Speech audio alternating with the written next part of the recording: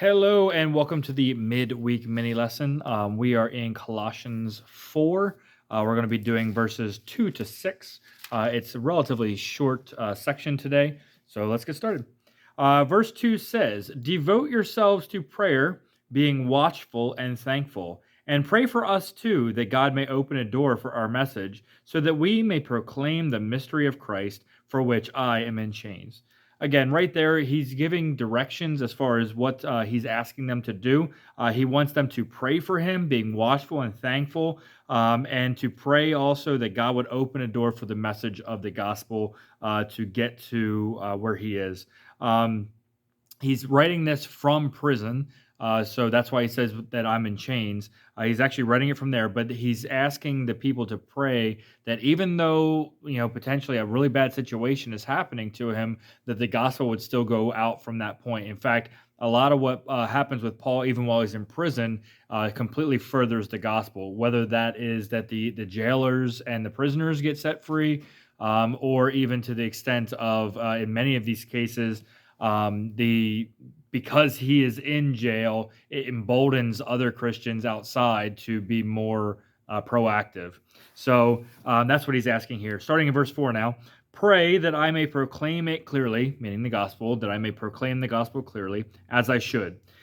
Be wise in the way that you act toward outsiders. Now he's going in and going a different direction. He's not talking about praying anymore. He's saying, hey, church, be wise in the way you act toward outsiders.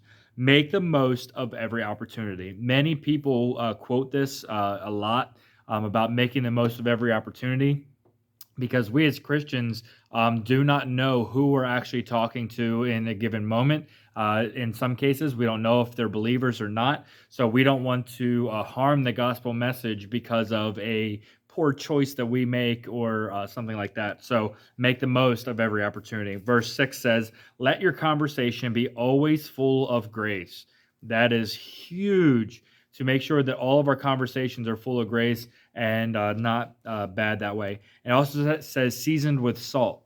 That's really interesting because it reminds me of that we're the salt of the world. Just like, remember, Jesus said, "I'm the light of the world." Then he said, "Now you're the light of the world." In the same way, he said, "You're the salt of the world." And a lot of people say that that's a preservation thing, because back then it was, and that's definitely true. But the verse keeps going and says, "If salt loses its saltiness or its taste, what good is that?" Right. So it's still talking about taste.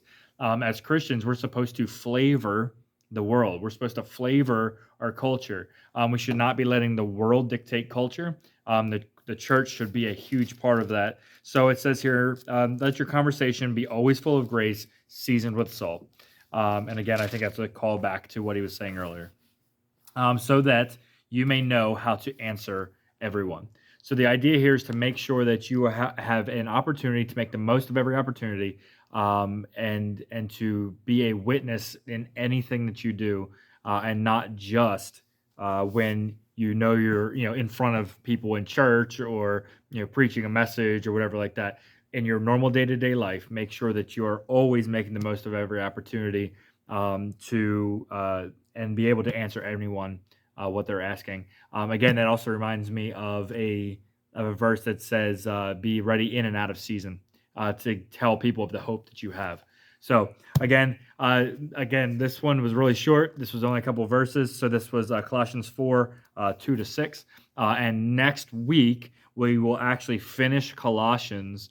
So we'll be doing the rest of chapter 4. So I look forward to that, and I will see you next week.